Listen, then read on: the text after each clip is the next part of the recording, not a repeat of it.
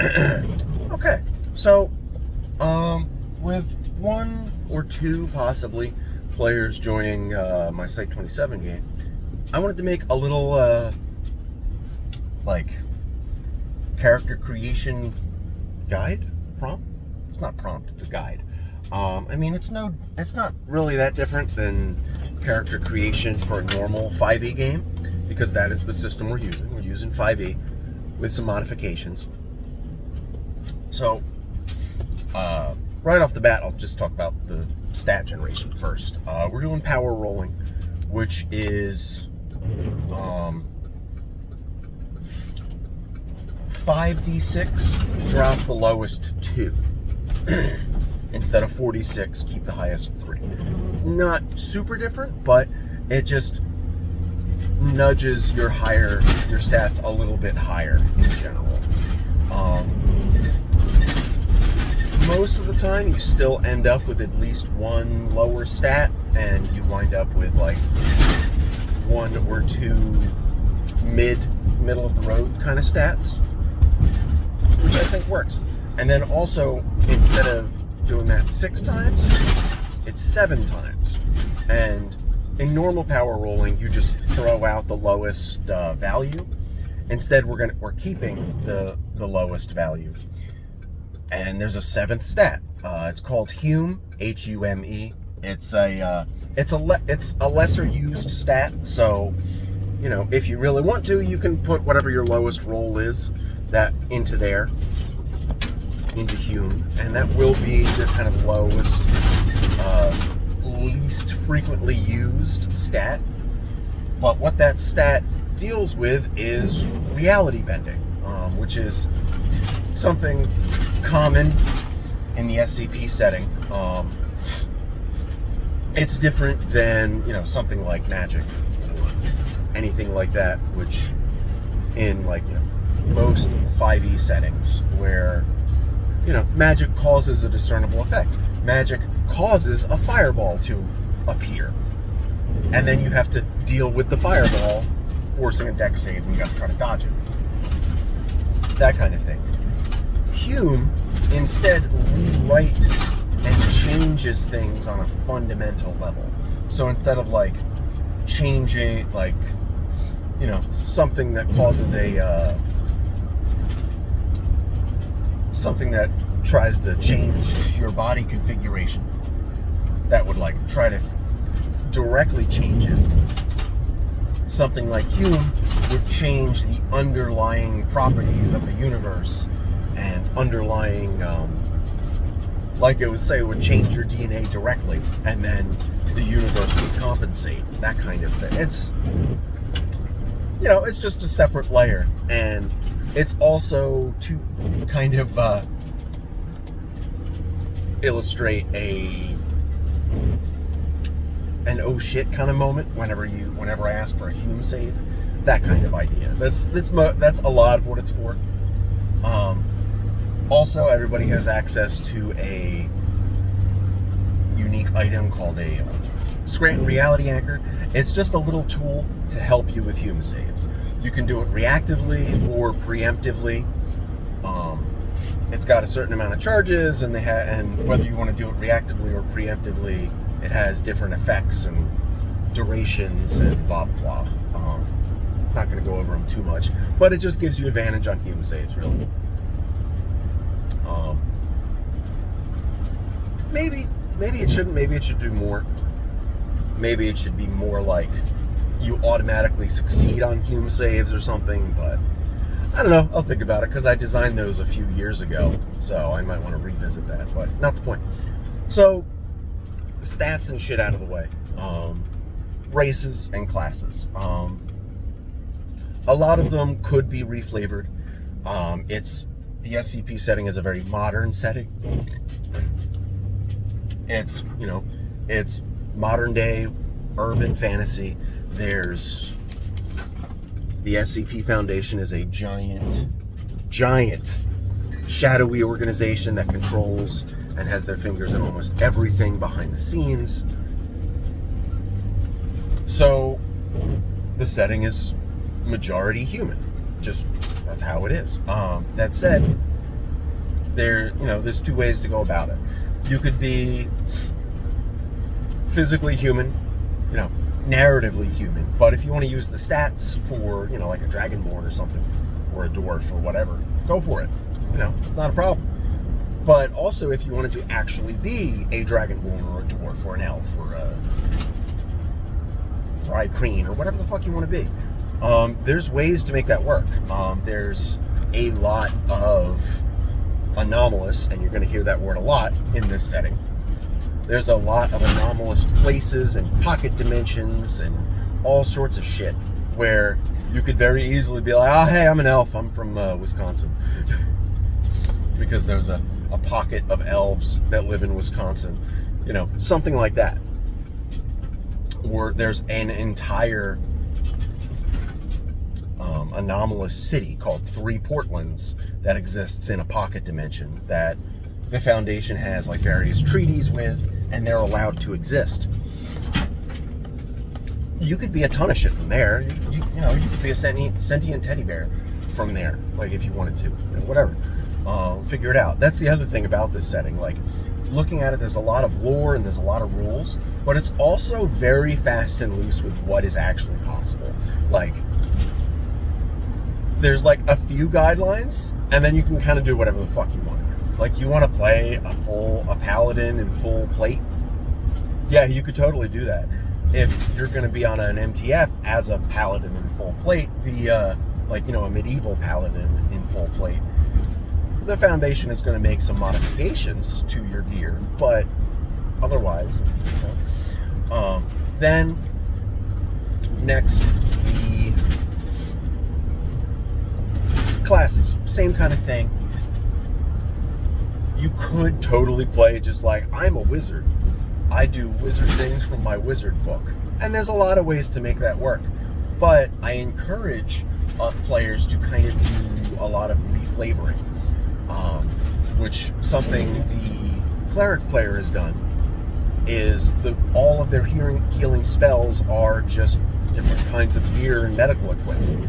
Like, Healing Word is a healing drone or a healing bot dart, I think, or a morphine dart. That was it. They just shoot you with a dart. It's got a little bit of morphine and a little bit of healing stims, so it just helps you.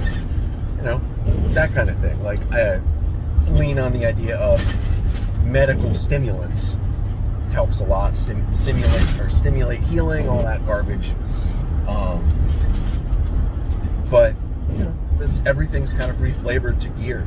An example I give in the little write-up I did is just, a wizard that's really focused on like blasting spells.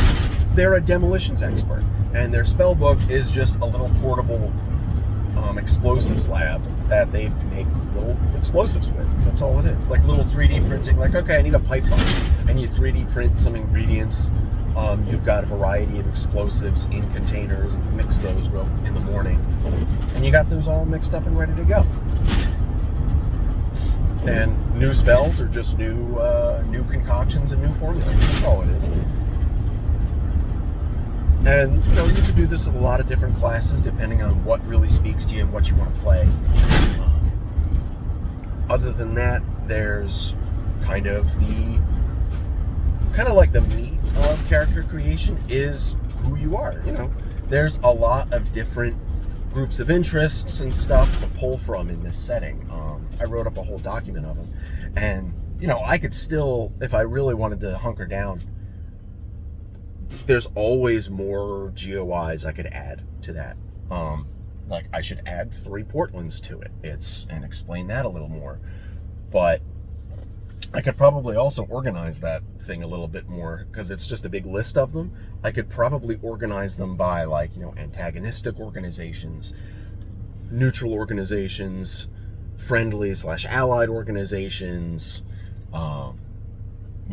places of interest, or like, extra dimensional stuff, all sorts of crap like that. But there's a ton of different places. That's why, like, a few of the players that have joined, I'll ask them, like, okay, kind of what do you want to play? And then I'll pitch them a few ideas. we had one player that wanted to play a like a symbiote style character. They were like a Southern reporter kind of person, but they had like a symbiote thing. So, and pitched them a few ideas, but what we settled on was they had a entity that was from Alamogordo, which is a very Lovecraft. What's that? What's the Dream City? I'm blanking. But Alamogordo is like a city in a dreamscape in an alternate dimension that you can only access certain ways, and it breaks a bunch of rules. Like the architecture is non-Euclidean. All of the inhabitants are like octopus people. If you look at them too long, they change. All sorts of nonsense like that. But the symbiote was an entity from there that was like kicked out for one reason or another that we never got to find out, and was stripped of a lot of its identity and memory. So it was just this kind of like base thing. So, there's a lot of play, and there was like 3 other possibilities for that style character. So then another character that another player switched off of. He wanted to play like a kind of, and this was also right before the 40K game started, so he wanted to play like a 40K Space Marine / like StarCraft Space Marine, or Terran Marines, whatever they're called in StarCraft, but like a StarCraft style Marine, mostly. Like, they're very similar concepts, but he wanted to play like that kind of character. So it was like, what we came up with was, he was a Foundation agent.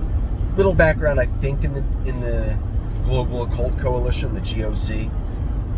That's an organization that's a little more destructive towards anomalies. They don't contain them. They just try to destroy them. And there's a lot of cases that shows why that's not the best philosophy and outlook, but not the point. So he was this character with that kind of background. He was essentially just a soldier. He had some religious,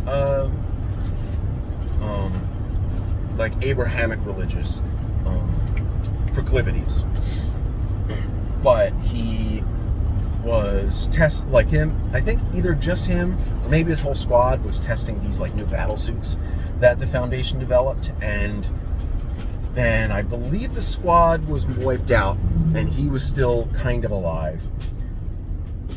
Like, he survived, but either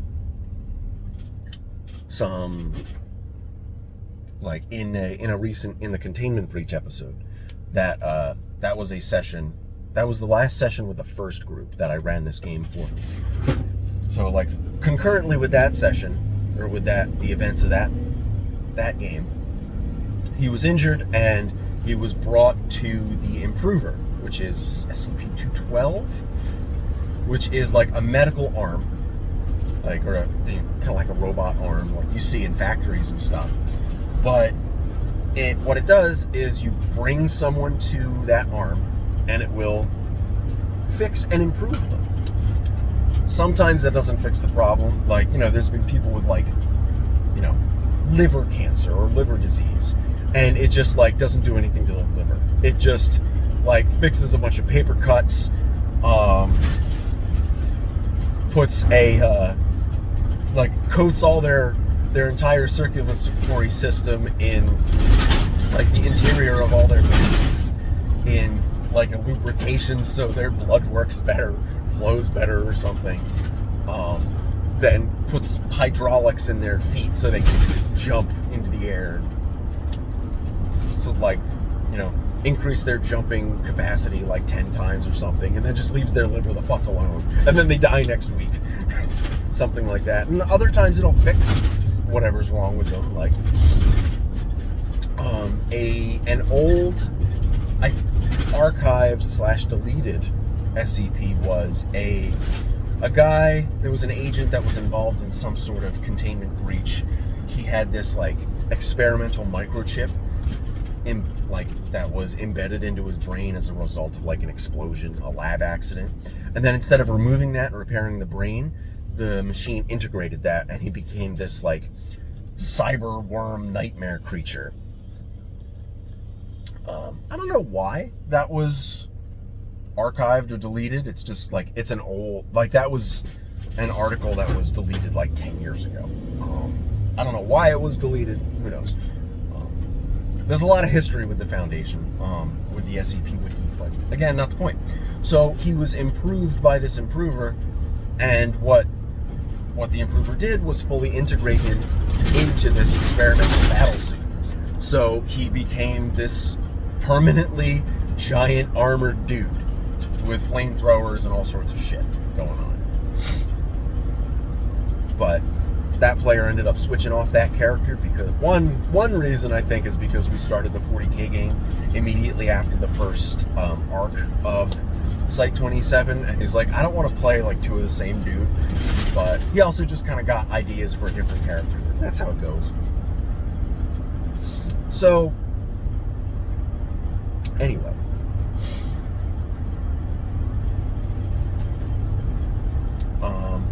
what do you call it? So there's a lot of different ways. One of the prospective players brought up this idea of just playing a dude with like the noisy cricket from Men in Black, and there's several ways you could do that. There's, you could just be a testing specialist for the Foundation. You're testing any variety of new paratech that they come up with. So that could be a reason for a variety of different weapons that you can use, that you can gain access to. And in particular, you're testing this new weapon system, and you're kind of given guidelines like, just upgrade this and modify it however you want.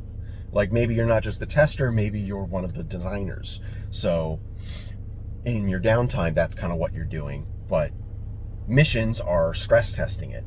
Another idea is to kind of lean into one of the other characters' backstories. Is one of the other characters is a former agent for Anderson Robotics. No, Prometheus Labs. Those two I get confused. But for Prometheus Labs, and they are bonded with some experimental technology. So maybe you could be the same thing. You've got this experimental weapon, and it's kind of like imprinted on you, and you're the only one that can use it.